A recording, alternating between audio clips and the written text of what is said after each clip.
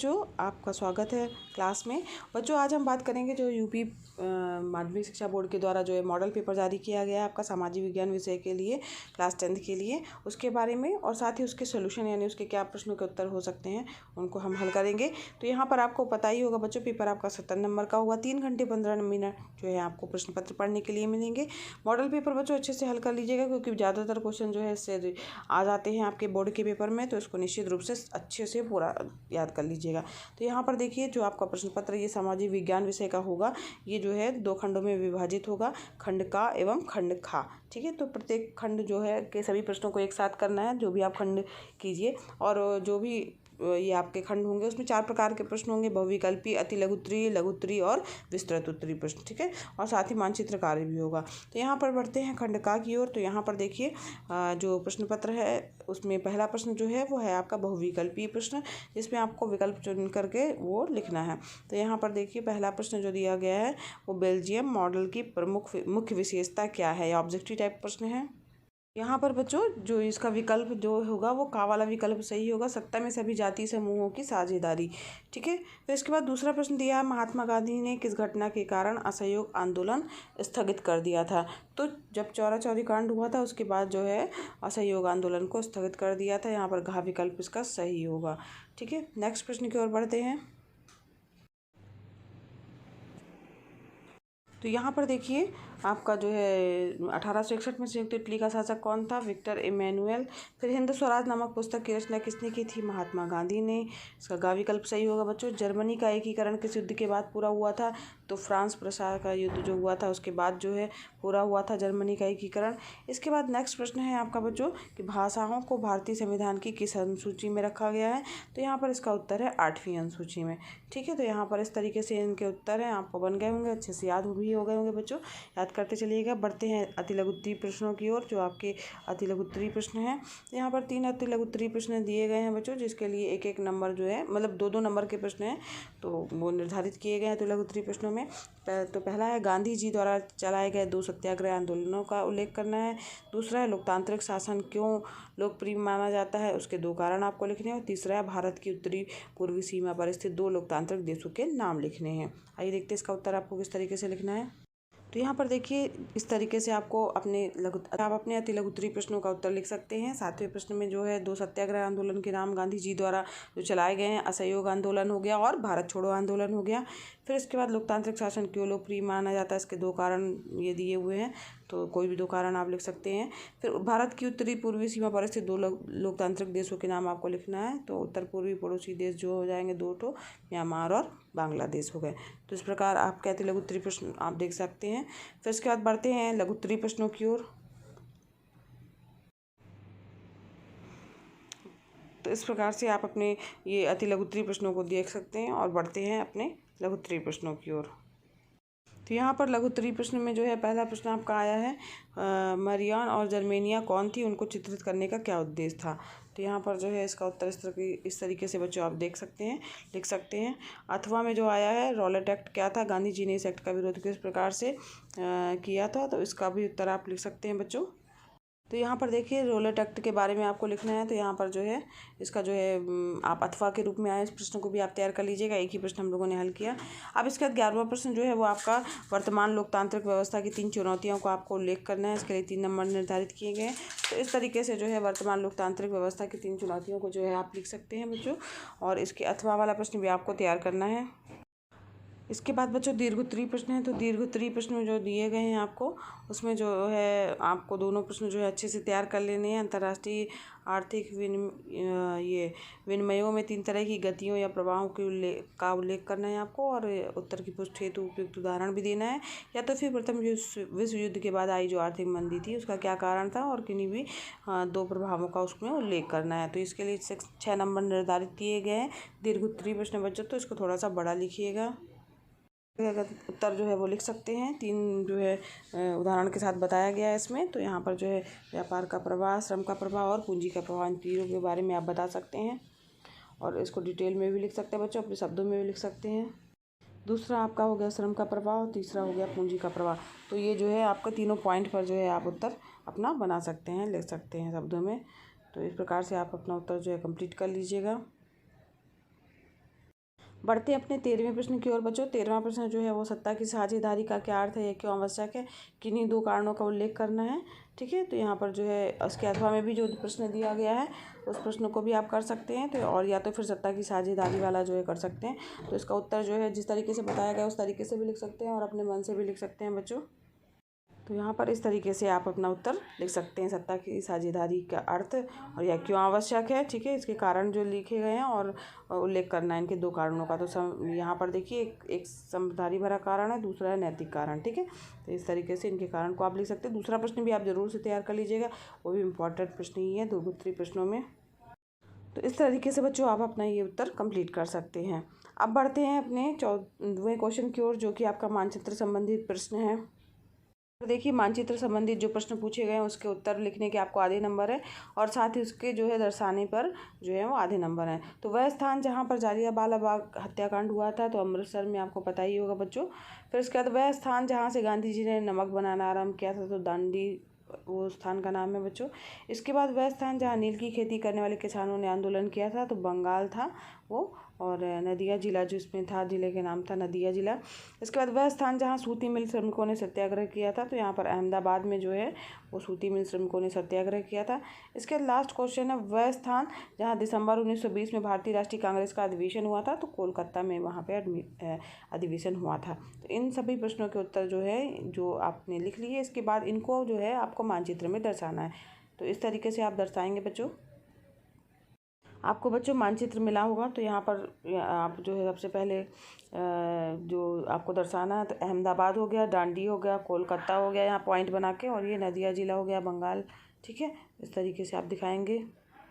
और यहाँ साथ ही बच्चों अमृतसर दिखाना, तो यहाँ पर इधर पे जो है आपका अमृतसर हो गया। ठीक है, और अमृतसर के बाद अहमदाबाद, डांडी, कोलकाता और ये बंगाल जो कि नादिया ज़िला है। ठीक है, तो ये आपको इस तरह से पॉइंट दर्शाने के भी जो आपको आधे आधे नंबर हर प्रश्न के निर्धारित किए गए हैं। तो उसको अच्छे से पढ़ लीजिएगा, देख लीजिए कैसे यहाँ कहाँ कहाँ दर्शाना है बच्चों। बढ़ते हैं नेक्स्ट प्रश्न की ओर अपने। अब बढ़ते हैं बच्चों अपने खंड खा की ओर, जो कि है आपका बहुविकल्पी प्रश्न। पहला प्रश्न है इसमें 15वां प्रश्न। फिर यहाँ पर देखिए इसमें जो 4 ऑप्शन दिए गए, एक ऑप्शन सही है उसको आपको लिखना है। तो यहाँ पर लिखा है निम्नलिखित में से किस प्रांत में सीढ़ीदार सोपान की खेती की जाती है। तो उत्तराखंड जो है इसका सही विकल्प होगा, घा वाला विकल्प इसका सही है बच्चों, नोट कर लीजिएगा। फिर निम्न में कौन सी रबी फसल है। तो रबी की फसल की अगर बात कर रहे हैं बच्चों तो चना की फसल जो है वो रबी की फसल के अंतर्गत आती है। फिर इसके बाद नेक्स्ट प्रश्न है कि झारखंड में स्थित कोडरमा जो है कोडरमा जो है किस खनिज का अग्रणी उत्पादक देश। अभ्रक की है, अभ्रक का उत्पादक देश है बच्चों। यहाँ पर खा जो है आपका सही हो जाएगा। आगे बढ़ते हैं नेक्स्ट जो है बहुविकल्पी प्रश्नों की ओर। तो इसके बाद 18वां बहुविकल्पी प्रश्न है आपका कि किस राज्य में काली मृदा मुख्य रूप से पाई जाती है। तो गुजरात में बच्चों ये पाई जाती है। इसके बाद मानव विकास सूचकांक यानी HDI में जो है वो भारत का स्थान कौन सा है। तो 130 यानी 130वां स्थान है बच्चों। और भारत जो है आय की दृष्टि से कैसा राष्ट्र है। तो यहाँ पर देखिए ऑप्शन में जो दिया गया उच्च आय वर्ग वाला ये भी नहीं है, मध्यम आय वाला ये भी नहीं है, निम्न आय वाला नहीं है। इनमें से कोई नहीं हो जाएगा। तो यहाँ पर जो है वो घा वाला विकल्प सही होगा। तो इस प्रकार से बच्चों ये 6 बहुविकल्पी प्रश्नों को हमने कर लिया है। अब बढ़ते हैं तो इसमें भी जो है खंड का में भी अति लघु उत्तरीय, लघु उत्तरीय और दीर्घ उत्तरीय प्रश्न रहेंगे। तो अति लघु उत्तरीय प्रश्नों की ओर बढ़ते हैं बच्चों। यहाँ पर आपके 3 अति लघु उत्तरीय प्रश्न आए हैं बच्चों, जो यहाँ पर देखिए 21वां, 22वां और 23वां, इन तीनों के लिए 2-2 नंबर निर्धारित किए गए हैं। तो यहाँ पर अति लघु उत्तरीय है तो बहुत बड़े इसके आंसर आपको नहीं लिखने हैं। यहाँ पर देखिए जैव और जो अजैव संसाधन है उसमें कोई 2 अंतर आपको लिखना है। सकल घरेलू उत्पाद जो है वो क्या है उसके बारे में बताना है, और साथ ही प्रच्छन्न बेरोजगारी का कोई अन्य नाम लिखना है। तो यहाँ पर 3 अति लघु उत्तरीय प्रश्न हैं, तो इन तीनों के ही उत्तर देने हैं आपको, इसमें कोई ऑप्शन नहीं मिलेगा आपको। तो यहाँ पर देखते हैं इसका उत्तर आपको किस तरीके से लिखना है। तो यहाँ पर अति लघु उत्तरीय प्रश्नों को आप इस तरीके से लिख सकते हैं। जैव और अजैव संसाधन में 2 अंतर लिखने हैं आपको। तो यहाँ पर जैव संसाधन में अंतर लिख सकते हैं, अजैव संसाधन में अंतर लिख सकते हैं। सकल घरेलू उत्पाद की बात आ रही है तो यहाँ पर जो है सकल घरेलू उत्पाद की परिभाषा जो है आप बता सकते हैं कि किसी देश में उत्पादित होने वाली कुल आय में से निर्यात से होने वाली जो आय है उसको घटाने के बाद जो बचने वाली राशि को ही सकल घरेलू उत्पाद कहा जाता है। ठीक है, इसका लास्ट वाला क्वेश्चन है प्रच्छन्न बेरोजगारी का कोई अन्य नाम लिखना है। तो यहाँ पर जो तीसरा ये क्वेश्चन है, प्रछन्न बेरोजगारी का अन्य नाम। तो प्रछन्न बेरोजगारी को हम छुपी हुई बेरोजगारी के नाम से भी जानते हैं। और यह वह स्थिति होती है जब एक श्रमिक काम तो कर रहा होता है लेकिन उसकी क्षमता का पूरा उपयोग नहीं हो पाता है। तो ऐसी बेरोजगारी जो है वो प्रछन्न बेरोजगारी कहलाती है। ठीक है, तो यहाँ 23वें का उत्तर हो गया आपका। इसके लिए 2 नंबर निर्धारित है। अब बढ़ते हैं अपने लघुत्तरीय प्रश्नों की ओर। यहाँ पर देखिए लघुत्तरीय प्रश्न जो दिए गए हैं आपके वो हैं, आग्नेय तथा कायांतरित चट्टानों में खनिजों का निर्माण किस प्रकार से होता है, या तो ये बताना है आपको, या तो फिर किसी एक पेय फसल का नाम लिखना है और उसको उगाने के लिए अनुकूल भौतिक जो परिस्थितियाँ हैं उन सभी का वर्णन करना है। तो यहाँ पर जो है आग्नेय चट्टानें वगैरह के बारे में जो है और कायांतरित चट्टानों में खनिज का निर्माण किस प्रकार से होता है उसके बारे में बताया गया है।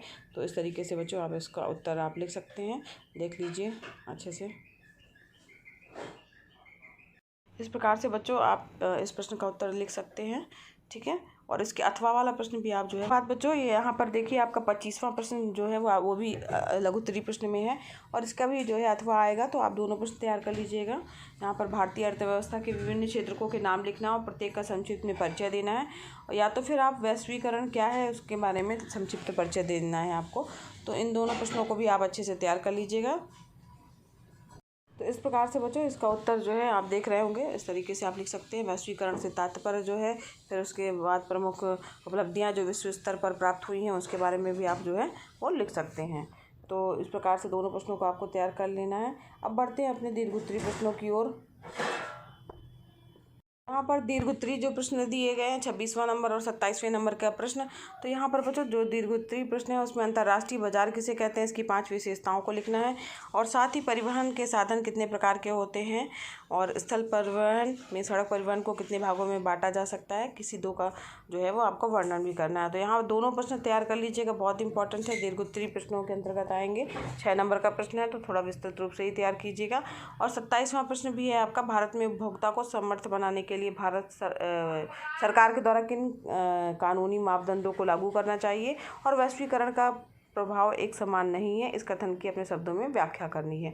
तो जो दीर्घोत्तरीय प्रश्न है 26 नंबर और 27 नंबर, तो इनके बच्चों अथवा भी प्रश्न आपको तैयार करने हैं अच्छे से, क्योंकि ये भी इम्पोर्टेंट है। तो इस प्रकार से बच्चों अंतर्राष्ट्रीय जो बाज़ार है उसके बारे में आप लिख सकते हैं, उसकी विशेषताओं के बारे में आप लिख सकते हैं। ठीक है, तो यहाँ पर इस प्रश्न का उत्तर आप इस तरीके से आप लिख सकते हैं बच्चों। क्योंकि ये विस्तृत उत्तरीय प्रश्न है बच्चों, तो थोड़ा सा इसके डिटेल में जो है थोड़ा लिखिएगा ताकि आपको नंबर भी अच्छे मिले, ज़्यादा नंबर का प्रश्न है। अब बढ़ते 27वें प्रश्न की ओर, जो कि आपका बच्चों ये प्रश्न है, भारत में उपभोक्ता को समर्थ बनाने के लिए सरकार के द्वारा किन कानूनी मापदंडों को लागू करना चाहिए अथवा वैश्वीकरण का प्रभाव एक समान नहीं है। तो यहाँ पर इसमें अपने शब्दों में व्याख्या करनी है। तो जो अथवा वाला है, ठीक है, तो वैश्वीकरण वाला उस प्रश्न का उत्तर जो है इस तरीके से बताया गया है। तो आप इसको लिख सकते हैं या अपने शब्दों में भी लिख सकते हैं। इस प्रश्न को तैयार कर लीजिएगा बच्चों अच्छे से। कोई ज़रूरी नहीं है बच्चों कि आप जो जिस तरीके से ये दिखाया गया है या जिस तरीके से उत्तर लिखा गया है उसी तरीके से लिखिए, आप अपने शब्दों में भी इस प्रश्न का उत्तर लिख सकते हैं, लेकिन जो मेन बातें हैं वो आपको पता होनी चाहिए, तभी आप लिख पाएंगे। अब जो आपका लास्ट प्रश्न है वो आपका मानचित्र कार्य से संबंधित प्रश्न है। यहाँ पर देखिए मानचित्र कार्य के लिए जो उसके आंसर है उसके आधे नंबर निर्धारित किए गए हैं और उसको जो है मैप में दर्शाने के लिए भी आधे आधे नंबर निर्धारित किए गए हैं। तो जैसे यहाँ पर पहला दिया गया पश्चिम बंगाल का एक उद्यान, ठीक है, यहाँ पर आपको कोई भी उद्यान का नाम बताना है तो पश्चिम बंगाल में सुंदरवन जो राष्ट्रीय उद्यान है उसको आप लिख सकते हैं। ठीक है, उसको चिन्ह जो है ध्यान दीजिए, उसी चिन्ह के माध्यम से ही आपको दर्शाना होगा आपके मैप में। इसके बाद फिर इसी तरीके से नर्मदा नदी पर जो बना बांध है उसको भी आपको बताना है। तो नर्मदा नदी पर जो गुजरात में सरदार सरोवर बांध बना हुआ है तो उसको भी आपको दर्शाना है, यहाँ चिन्ह ध्यान रखिएगा, इसके माध्यम से दिखाना है। इसी तरीके से महानदी जो है उसको चित्र के द्वारा जो है महानदी कोई भी आप लिख सकते हैं। तो कहाँ पर है, तो वो रायपुर में है, छत्तीसगढ़ में है, उसको उस चिन्ह के द्वारा आपको महानदी को दिखाना होगा। फिर उसके बाद झारखंड का एक कोयला क्षेत्र आपको दिखाना है। तो झारखंड में धनबाद जो है जगह, उसमें जो है झरिया खदान जो है वो एक कोयला का क्षेत्र है, तो इसको त्रिकोणा जो है निशान लगा कर के आपको बच्चों दिखाना होगा। इसके बाद भारत के पूर्वी तट पर स्थित एक पत्तन आपको बताना रहेगा, तो उसको इस तरीके से चिन्ह लगा के आपको दिखाना होगा। तो यहाँ पर जो है उड़ीसा में जो है पारादीप पत्तन जो है वो है, उसको आप चिन्ह लगा करके आपको दिखा सकते हैं। तो इस तरीके से मानचित्र कार्य के लिखने के आपको नंबर हैं, कॉपी में आप लिखेंगे। इसके अलावा जो है इन सभी को जो है वो मानचित्र में दर्शाएंगे, उसके भी आधे आधे नंबर निर्धारित किए गए हैं।